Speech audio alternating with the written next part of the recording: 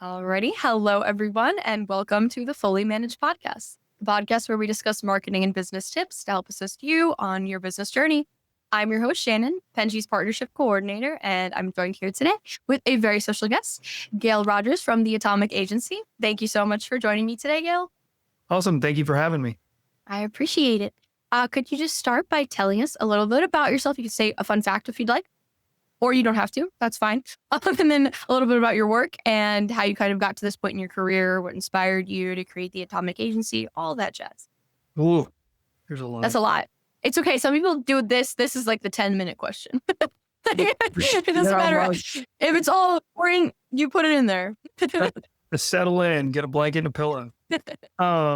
Okay, so I started off my agency career in early 2000 and started Big Box Agency, J. Walter Thompson, which is now no longer J. Walter Thompson, sadly, and started working on Ford's ad account. That was my first job out of college in Detroit, Michigan, which was an experience in and of itself. And then I bounced around to different agencies, different locations, as people often do in the marketing world, and spent a large amount of my career in automotive. And then around 2007, I worked primarily on the account side. So my job was client interfacing, presentations, all that kind of fun stuff. And then in 2007, I really started to realize that the future of our business was going to be much more on the digital side of things. And so I took a job working for a company out of San Francisco that built websites and did SEO and paid search. So I could learn and figure it out. I mean, I just sort of cannonballed the deep end of it and went to go figure all that stuff out. So we started reverse engineering these things, figuring out the digital marketing piece. And that kind of was the second half of, my career. It was a big turning point for me personally.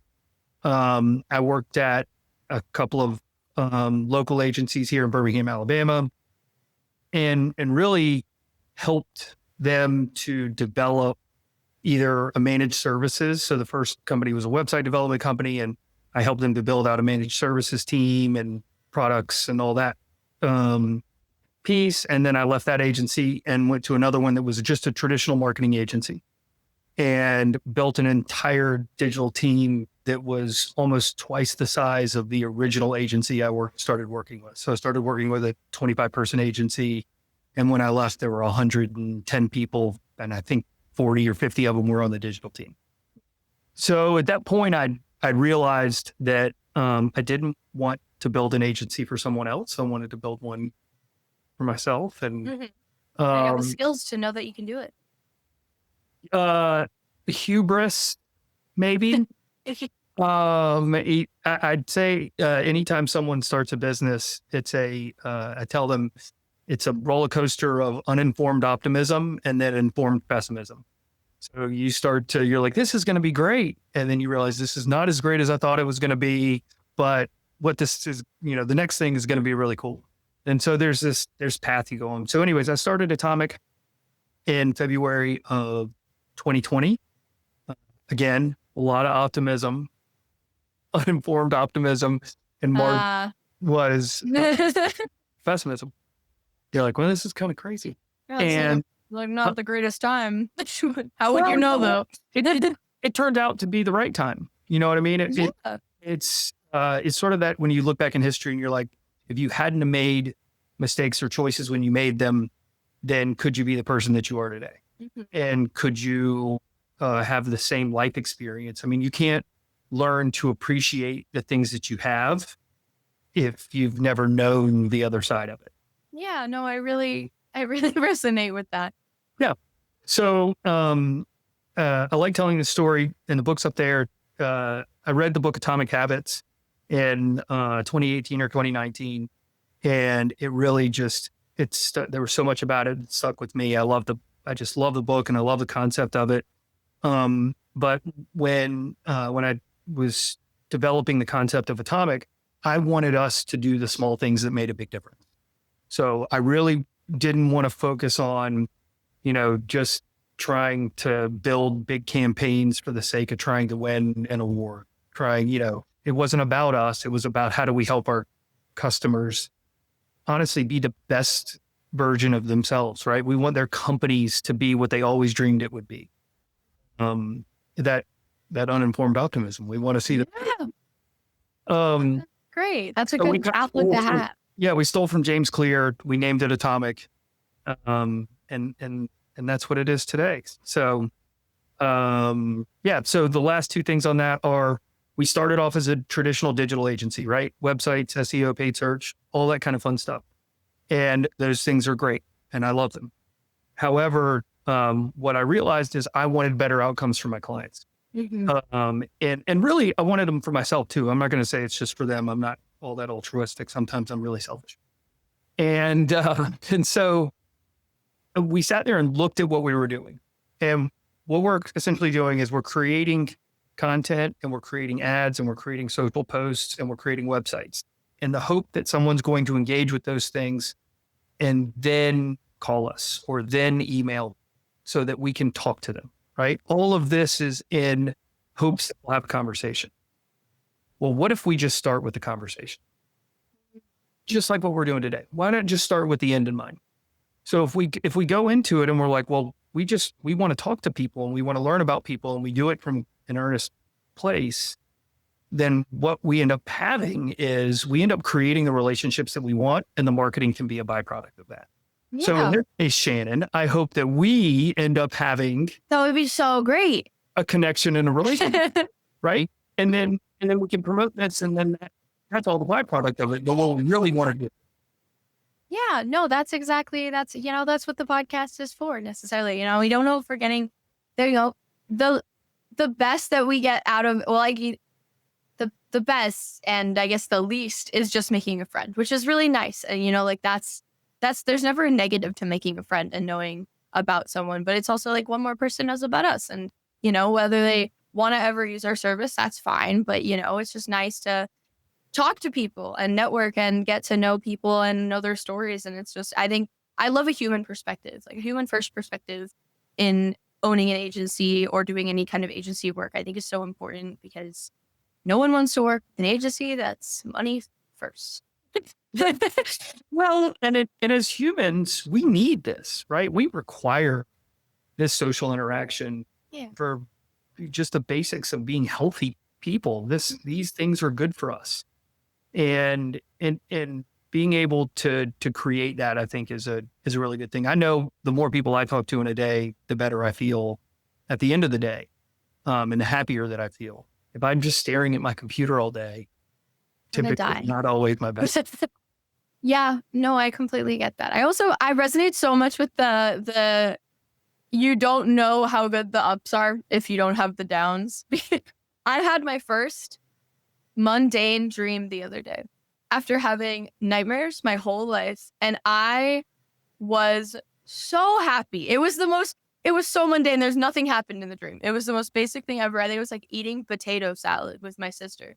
And I woke up crying, so happy because I was like, oh my God, it's not a dream about all my teeth falling out. Oh my God, it's not a dream about a shark coming through my wall. Oh my God, it's just basic dream.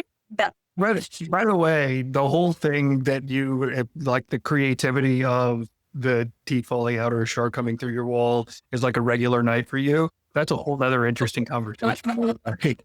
No, yeah, that's my dreams are interesting, but they're all bad. they're all frightening. But I never would have been able to be so grateful for the regular mundane dream that most people have if I didn't have all the bad dreams. And when I don't know if you did this or not, but have you ever been in a dream, and maybe not you, but I've had dreams in the past where like I woke up and I'm like, oh, maybe if I go back to sleep right now, I can get back in that dream. Like I can feel that again. And sometimes you get to, like, every once in a while you get to get back into it. I wish I went back in the potato salad dream. My alarm woke me up from that. It was a great dream. It was so good. I don't even like potato salad. It was really good in the dream. And it had weird things in it, like Doritos. That shouldn't be in potato salad. I'm not going to say I don't want credit for this, but when you do write a book, it needs to be called The Potato Salad Dream. Oh my God, that's really good, actually. Thank you. I've been thinking about it, I don't have the time.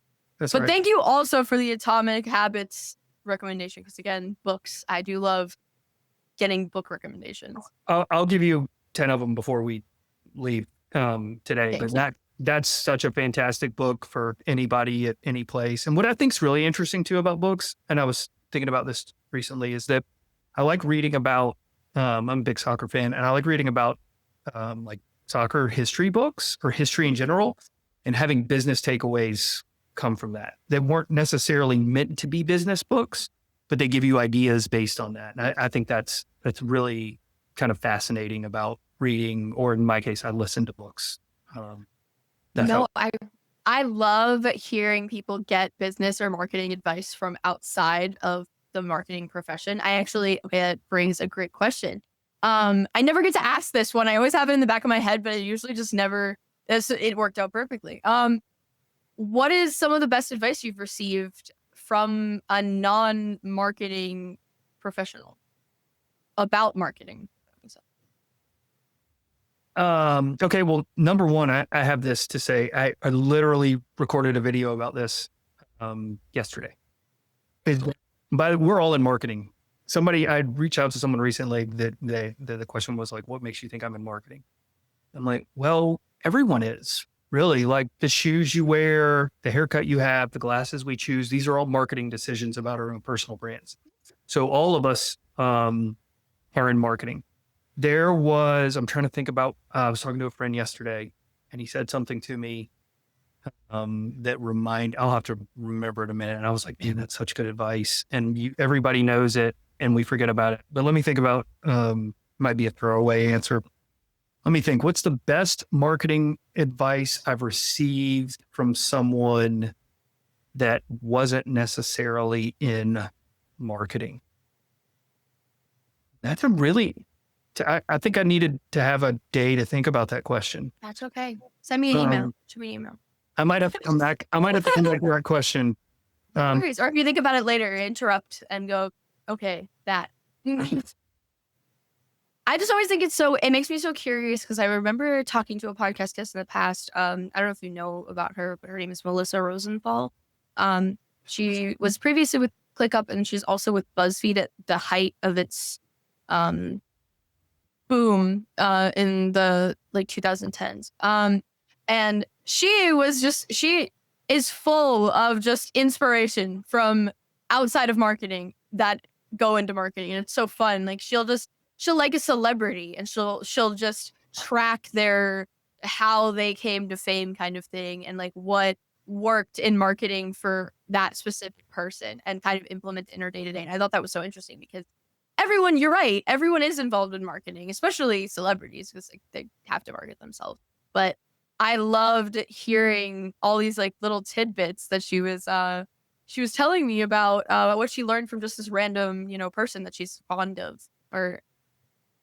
Well, I would say there's two people that I read a lot from. One's Charles Duhigg, he's got some really interesting stuff and he's not a marketing person. But I would go back to Atomic Habits probably to say that habits are not something that's sort of like, as humans, we're very habitual, right? Like the things that we do, the choices that we make are all based on habits in a lot of cases, and sometimes bad habits more often than not. And so changing habits is not something that happens overnight.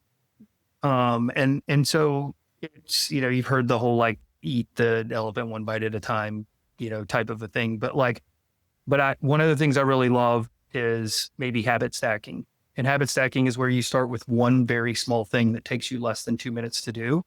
And then you stack on top of that. So the first thing might be like people say they want to get up in the morning at 5 a.m. and they want to go and, work out. Well, why don't you just start by getting up first? Let's not try to become, a marathoner in a day. And then the next thing is you put your clothes on. For the first week, you're getting up. For the second week, you're just getting dressed.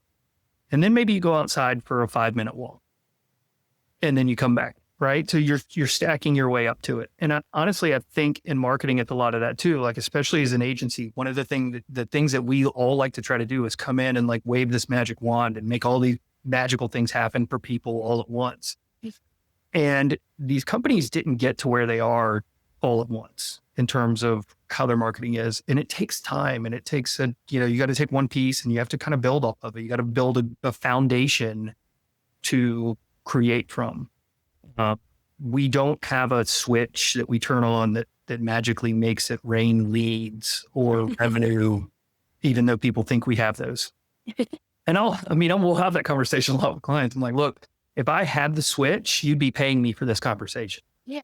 It wouldn't even be a situation where I was, offering to like, because guarantee it. That's So right. you can guarantee something, then you can guarantee being paid for that something. That's right. And so I think the thing we do have to all realize is that it's a process, and that marketing is a hypothesis, is that we're saying based on the information that I have now, this is what I believe that we should do, but we really need to test it and then see how that turns out, and then, make a change, optimize based on that. And it's just, you're stacking those things together. And so maybe that's the marketing advice that I got from a non-marketing person. That's really good advice in general and for marketing. I think that, humans are creatures of habit, but it's so difficult to form a new one or break an old one. I think I don't think people recognize that enough, and don't even realize that they're doing certain things or that they're a habit. It's just for sure.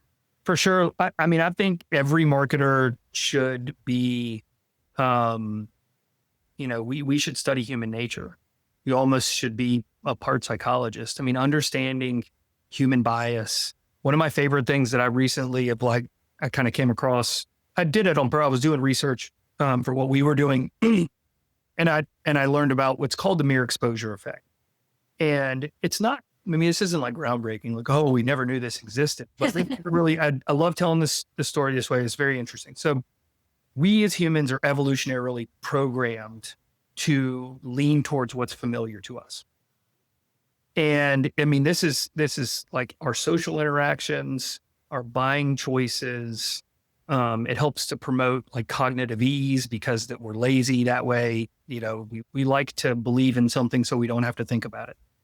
And this is the analogy that I like to give people, which is if you have children and you want to go out for the evening and you have two choices. The first choice is the teenager down the street. And the second choice is an elementary school educator that spent 10 years as a nanny and speaks 3 languages and knows CPR. Now, here's the deal. You've known the teenager for 10 years. You've never met this person before. Who did you choose to watch your children for the next 5 hours? The teenager. The really unqualified. This is the most prized thing in your entire life. And you're choosing the least qualified person just because you've met them before. This is how it is, right? But that applies to everything that we do. That's why referrals are so powerful. That's why that we make this, because we don't want to think about them. And so if we were to apply more psychology, and so how do I become more familiar with someone, so that when they do make a choice, they make me as the choice as opposed to any of my competitors, and how do you become more likable, and how do you become more familiar to them, and how do you become, it's something where they just go, yeah, that's the one I want. I don't want to have to do math on it. I don't care what it costs. I'll just do that one. Yeah, no, I think psychology plays such a huge role in marketing, and I think a lot of people don't consider that at all. Which is so interesting. It's because you're dealing with humans, so naturally psychology is involved, especially when you're trying to convince them of something. Marketing is ultimately like a persuasive essay, but not an essay. You are trying to persuade something to want something, and to a level. And in order to want someone to want something, you need to cater to what they are as humans.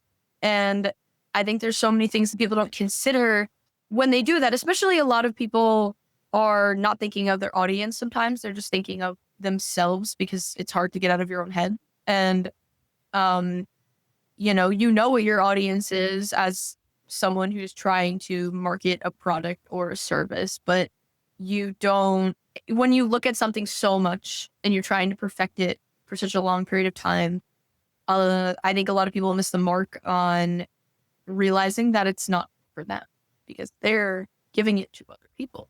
And I think psychology plays into that as well. It's so extensive and vast of how much psychology is involved in every profession, I suppose, but marketing is the biggest one, I think. Yeah. No, I actually like what you said. You said it's not an essay. I think it is, right? Because in an essay, you have to build your case. And it's not just, you don't just say something out loud and all of a sudden people go, yeah, I totally believe that. Because there's all these biases we have. We've got anchoring bias and survivorship bias, and there's a lot of things that as humans that you have to kind of, maybe sometimes you have to unwind something in order to move it in the direction that you kind of want it to be. And that's what makes it fun. Like it's a puzzle. And if it were as easy as, you just say, here, just write this check and I'll magically make everything appear, then everyone could do it. But that's not the case. So, okay, we have rambled, and I would like to ask you a specific question, even though I like rambling. Don't worry about that. That's what makes it a nice little chat.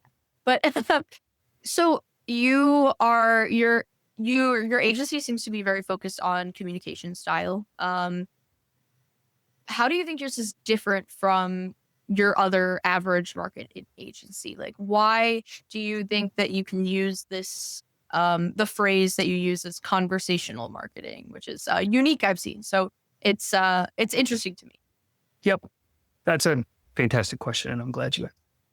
So, if you were love to the setup. if you were to look up conversational marketing, it's defined currently as like chatbots, right? Interactions with web agents, and that's not a conversation. And so we're taking it back. It's real conversational marketing. I actually had an interaction with ChatGPT about this, which I eventually coerced it into admitting that yes, without humans, that it is not, human to human interaction. It's not really a conversation. And so what makes it really different is that we're not prioritizing the design. We're not prioritizing the content. We're prioritizing the people. This is very much a human first approach to it. And I have not found anyone that does what we do the way that we do it. There are people, there's obviously podcasting and there's video casts and there's things like this, but in the way that we have structured the process and how we build on the layers of clients and the interviews that we help create for them, it's really very unique. So we kind of are the world's first and only real conversational marketing agency. That's really cool. And I really like the involvement of podcasting for stuff like this. I think that having a conversation with someone is so genuine, and it's very, I wish that it was used more in the agency space, but I feel like it's not. I know obviously a level of communication is necessary for any process involving an agency, but I feel like it's not prioritized in the way that it's human centered. And I really like knowing that, you guys are out there and doing that. Because I don't know, that's my favorite thing about the podcast is getting to know someone and learning about them and learning from them. And I feel that, and also I've said this before, I think on this podcast, that I think agencies aren't very keen on sharing a lot of the time because they got secrets and they don't want people to know their secrets. But I feel like if people know your secrets and they can do exactly what you can do, then maybe you're not doing it good enough. Well, so one of the things about how we got here is that for a lot of agencies and, when you're building a business in general, the advice that you'll get is to be specialized, right? Focusing on You're focusing on a particular customer with a particular problem so that you're the best at being able to solve that. Yes. And I've done that in the past, working for automotive agencies that just focused on automotive. And quite frankly, it gets really boring because you're just doing the same thing over and over again. And what ends up happening in a lot of cases is that you're trying to scale something to a point to where that it's not actually beneficial anymore.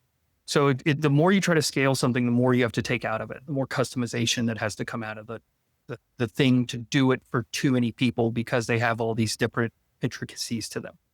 And so, one of the things we really wanted to do was focus on building something that could still have some scalability to it, but was still hyper personalized to people. And so the way we looked at it was like, okay, I don't want to just focus on, say, dentists, right? I just don't want to be the dentist marketing agency.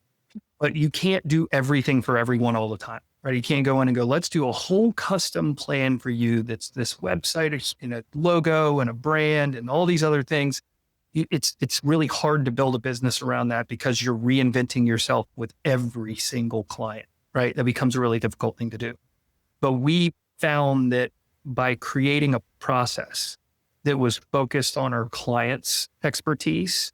So what's your unique experience and what's your unique expertise and the people that you hope to serve and how are you helping to kind of solve their problems and your empathy to solve those problems? Like that's a very unique thing. It's very anti-chat GPT in a lot of ways, because AI is, right? It's the regression to the mean. It's just taking the average of the internet and giving it to you.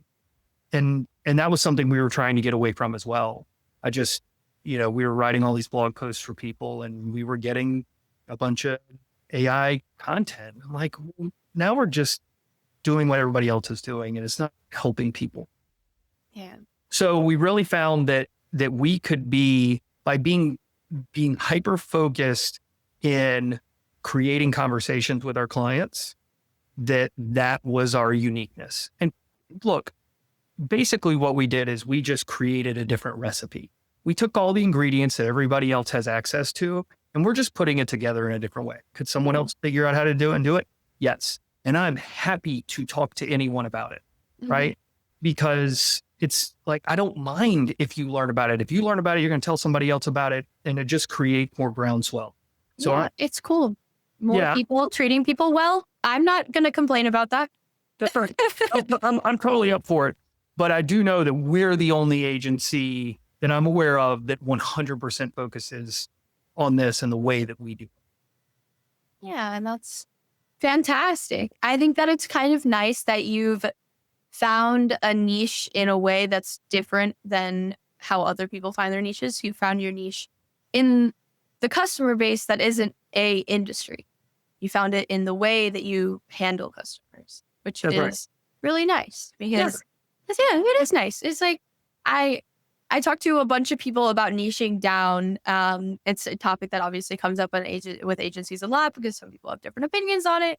I have heard before the opinion that you say is that you said was that it can get boring. It can get boring if you niche down, unless you really like doing that, which is, there are a lot of people that really like the industry that they choose and that's why they choose it. And that's great. And I think that's wonderful. And I don't really know how I stand on it. I don't think that I have a lot of knowledge from many people that have talked about it, but I don't think me personally, as I have not founded an agency, I do not know.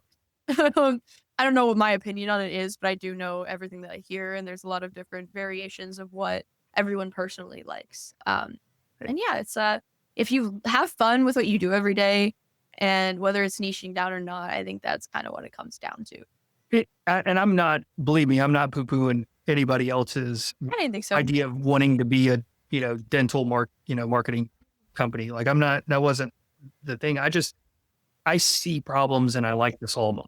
Like that to me is a fun thing to do. If someone goes, hey, I've got this thing that I need help with, I'm like, oh, let me do that.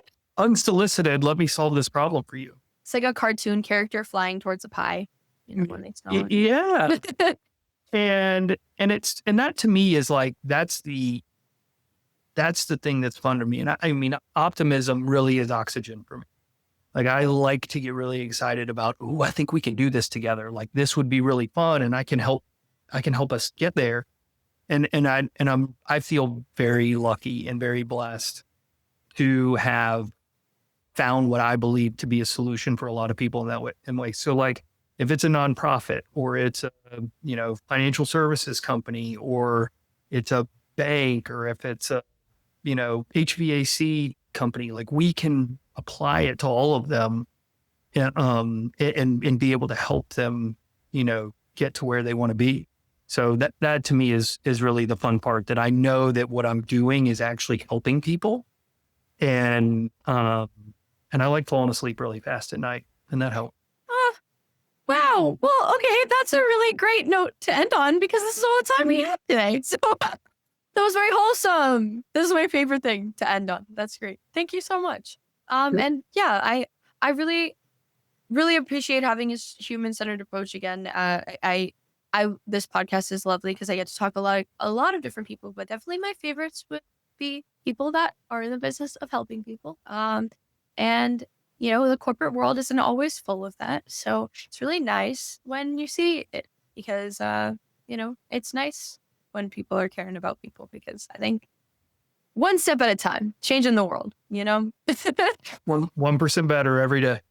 Exactly. And that's the best part. So thank you so much for joining me today. I really appreciate it. And thank you for adding such wholesome content to the podcast. Thank you so much. And for everyone watching or listening, don't forget to like and subscribe to hopefully see more wholesome content as we change the world one day at a time. Thank you. Thank you.